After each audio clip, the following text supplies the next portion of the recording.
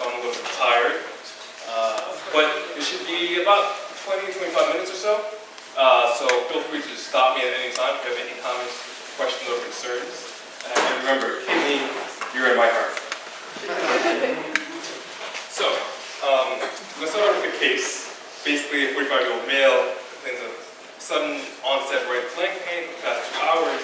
Trips with large vomiting, examined for uncomfortable looking patient, kind of looking colicky, and right-sided CVA tenderness. What do you guys think? What's your diagnosis? Stone! Yeah! Kind of looks like this guy, for the most part. Almost like over. Renal colic. Alright, let's go to the next case. 9-month-old female, she's brought in by mom, 4 days of fever, 2 days of vomiting, in ED, she's febrile, 103.7. Physical exam otherwise is unremarkable. What do you guys think?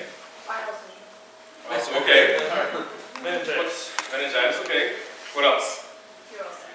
Renal. Okay. Yeah, so you're going to do this, right? The straight catheter kind of looks like this. Okay. Next case, 65-year-old female presents with breast CA, complaining of severe back pain, weakness, lower extremities, and difficulty urinating. What's your diagnosis? Okay, so your diagnostic modality of choice is ultrasound, right? No, not really. You're going to get this, right? You're going to get this MRI looking for mass concerning cord function. So, some of the objectives today are we're going to look at the anatomy, which is very important for ultrasound in terms of renal, understanding neural versus abdominal structures, and considering other applications of renal ultrasound in its clinical use. So some indications are obviously your flank pain, renal failure, urinary retention, pyelo, although pyelo is a clinical diagnosis. We're looking for complications of pyelo, such as infectious stone and trauma. So some of the renal anatomy. For the most part, we're going to focus on the renal pelvis, the center area of the kidney, looking for something with hydro, maybe stones, some other structures to note are your renal pyramids, which will be hypoechoic, your cortex, and your capsule. So what does that look like in ultrasound? So basically, it kind of looks like this, where you have your capsule around over here. All right, you have your renal pelvis. You have your hypoechoic areas, or your medulla, and you have your cortex in between your medulla and your capsule. So remember, on ultrasound, everything you should look at everything in 2 views, all right? Because you want to make sure that what you're looking at is actually present, and what you think you're looking at is there. So 2 views. We looked at sagittal, now we're looking at transverse. So you have your capsule again, right? You're going to have your middle of your pelvis. So right structure, so it's going to be hyperechoic. So this is normal, okay? And then your cortex is around it. So these are normal structures. So obviously you can look at both kidneys. Right kidney, usually curvilinear probe, same as your fast approach. So mid-axillary line, kind of 9 to 10 intercostal space. And your left side requires also a little bit of your left upper quadrant fast, but always knuckles to the bed, right? Because it's a little bit more posterior, so we'll look for your posterior axillary line. So, ultrasound can help for renal colic. It can directly visualize stones, which is a caveat. And there's other signs of secondary ureteral obstruction. So, I gotta warn you, especially for stones, CT is much more sensitive. Although, like everything, or for most part in ultrasound, if you see it, it's most likely there. So it's highly specific, but not really sensitive. So stones are going to be hyperechoic, kind of like your stones in your gallbladder. It's going to be bright right center, with shadowing posterior to it. You might have a twinkling artifact on a color Doppler. And stones that are much more present on ultrasound when it's very large. So greater than 5 millimeters, either in UPJ or UVJ. And literature for it is not that great. There's a very large range, 12 to 98%. So CT is drastically much more sensitive. So what does it look like? So you have your capsule over here, the right structure more on the perimeter. And you have this structure right in the center with shadowing behind it. So that's a stone. And usually you'll see it either in the renal pelvis or the major cases. Right there. Big arrow sign. Once again, big arrow sign. You have your stone right over here with some shadowing. And you put a color flow see some hydronephrosis right in the center, right over here. So a lot of times, especially color code is very important to look for mirror curves of hydronephrosis, which we'll talk about. So, great article in New England Journal of Medicine, 2014, looking at a slew of patients over many centers, and patients presenting with signs and symptoms of renal colic, and looking for CT versus ultrasound in suspected nephrolithiasis. Looked at 3 groups. One, ultrasound being done by emergency medicine physicians, the other group being done by radiologists, and the third group, all those patients underwent CT. And what they basically found is that ultrasound, for the most part, is very beneficial, especially if it started initially. There's no real difference in the major adverse events from those patients, either that went ultrasound via ER physicians, radiologists, or CT. CT was much more sensitive, however, ultrasound was specific. So, and it decreased your length of stay if you use ultrasound initially, because those patients didn't really have any decrease or change in their morbidity and mortality. So, aside from nephrolithiasis, we're going to look at signs and symptoms of obstruction. So, obstruction, you're going to look for hydronephrosis, possibly hydroureter, although it's kind of hard, especially in our patient population, and decrease or absence of ureteral jets, and we'll discuss that in a little bit. So, sensitivity for it, basically around 70 to high 90s in both radiology as well as point-of-care ultrasound. So, this study was done in 2000 looking at ultrasound training of emergency medicine physicians, basically novice learners, which were around PGY1, PGY2 years. And part of the study looked at identification of hydronephrosis, and it was really sensitive and really specific when even novice learners were able to perform it. So ultrasound is very, very good for looking at hydronephrosis. So how do we grade this, right? So like I said before, normally your pelvis is going to have a bright center, so it's going to be hyperechoic, all right? That's normally.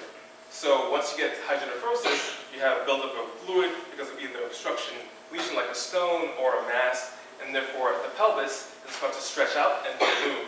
So initially, you'll have the renal pelvis right in the center becoming a little bit anechoic.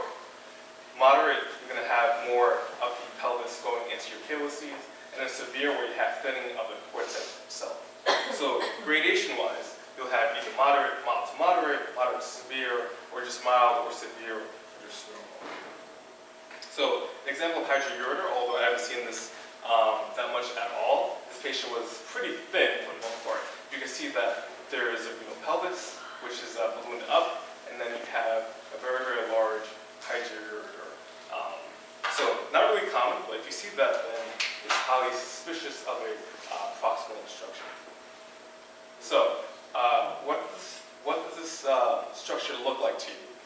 And I'll give you a hint. It kind of looks like a what? Bear claw. Yeah, bear claw, right? So a lot of times, especially when you're looking at either moderate to severe obstruction, you look like the hydronephrosis will look like a bear claw. So you see the renal pelvis balloons up into your calyces. It looks like a paw.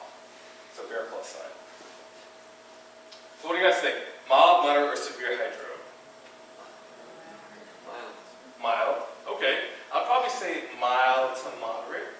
All right. It is anechoic in the center, but I think it's starting to balloon up slightly in a little bit. So mild to moderate. What do you guys think here? Mild, moderate, severe? Mild. Moderate. What if I told you this was normal? Vasculature. Yeah, so this is vasculature, right? So usually, if you go back, the bear claw, you see that the renal pelvis is anechoic. It looks very rounded, right? Especially at the calyces. So if you go back here, this looks a little bit more linear and tortuous. So if I put color flow over this, which I did, and it was vasculature, you know that this is just vasculature, and the vasculature is anechoic. It's black, it's fluid. So you should see this. So you should fan just slightly, either up or down, so that you can look at the pelvis, and you will see it will be hyperechoic. What do you guys think here? Mild, very good, excellent. I'm doing a great job. So this is definitely severe. Look at the cortex, which is very thin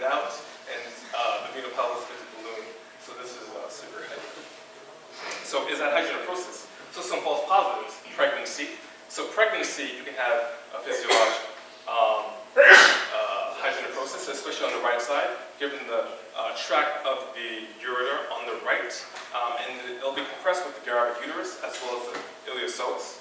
So you have some mild right hydro, which eventually leaves about a few weeks after pregnancy. Especially in asymptomatic patients, that's most likely a false positive. BPH and overhydration, signs where you have either obstruction distally or these patients are fluid overloaded. That's a possible sign of hydronephrosis, which is false positive. If false negative is obviously severe hydration, because if you're not making any urine whatsoever, then you can't actually visualize the pelvis being ballooned out and obstructed. All right, so some other findings to consider. What do you guys think you see here? Cyst, right? So you have your kidney right over here. You can see the pelvis is right in the center. And then you have this large structure, cystic in nature. Looks pretty simple because the wall is thinned out. There's no real debris in the middle or loculations or septations. Looks like a large cyst. What do you guys think here?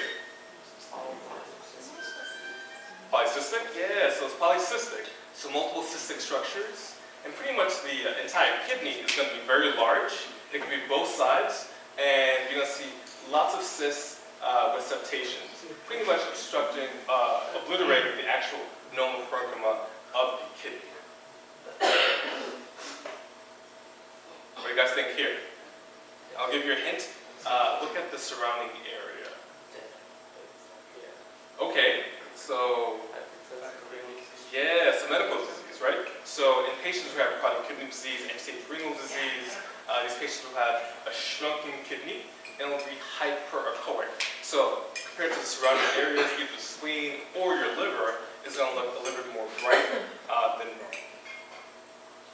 All right, what do you guys think here? What do you see? What's that? Mass, yeah. So you see the kidney right over here, but if you look at the contour, it looks ballooned out here, but not like our simple cyst. There's something right in the center. All right. So it's a solid mass. So you have to be concerned about possible malignancy given the age. All right. What about here? What do you guys see? Volleyball. Yeah. So we have our bladder right over here, and we see this very, very circular object. So this is the balloon of the Foley catheter.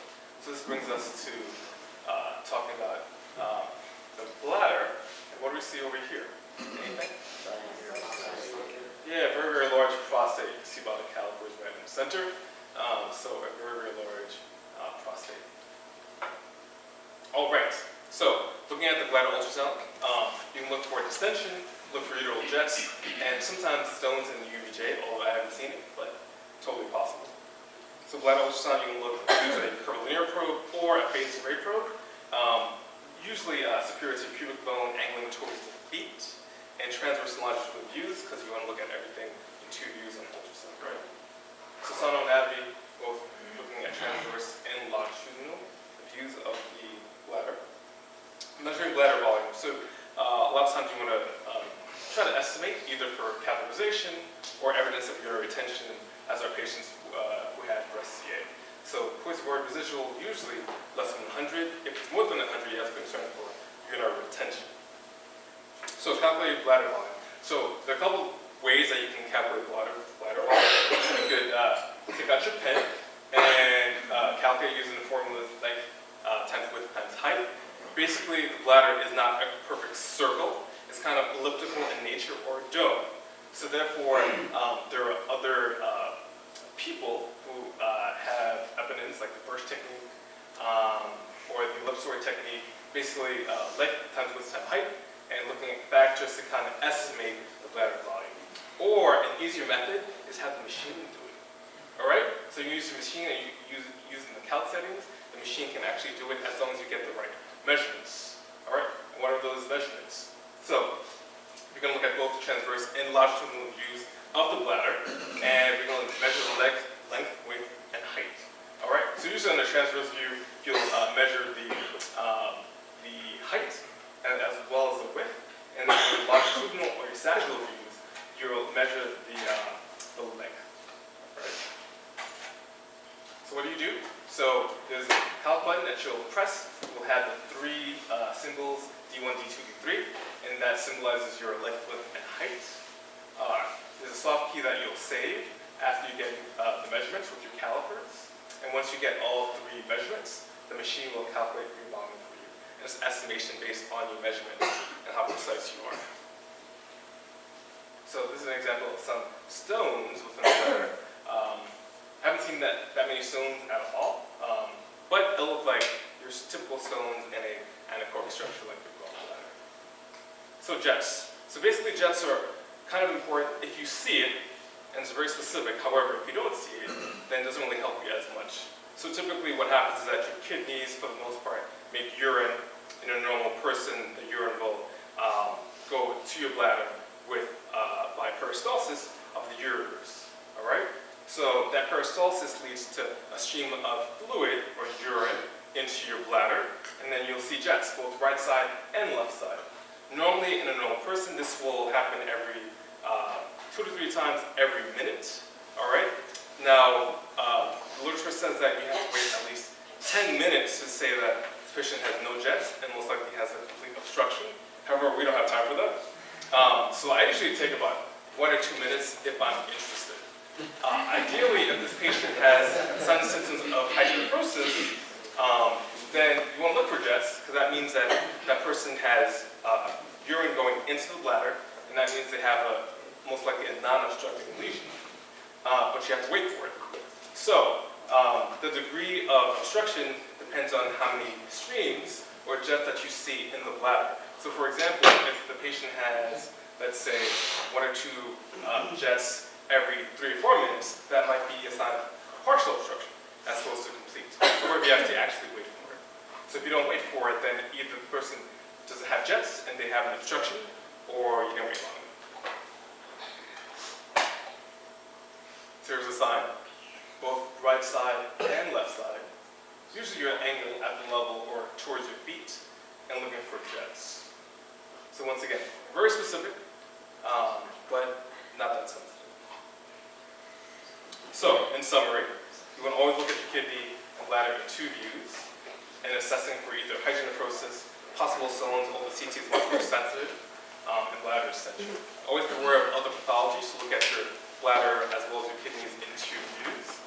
And ultrasound is relatively easy, so I suggest using it first as your initial diagnostic modality because it can decrease your length of stay, and it doesn't really decrease patient's morbidity or mortality in the long run. Questions? Yes, we're on. Questions? In the last ultrasound, 2 jets, one was clearly more than the other. Is that also a possible way to say that this one's partially obstructed just by the volume that comes out? Not really. A lot of times when you just see jets in general, then that's a sign that you still have stream. And it depends on your angle. So remember, ultrasound is by vectors. So if you don't angle it at the right way, you may not get the whole force of the vector, and therefore you might not get the appropriate stream. When we have patients that we think have the stone, I don't know if this is correct or not, but I always have the impression that it's probably not actually in the kidney, it's usually in the ureter.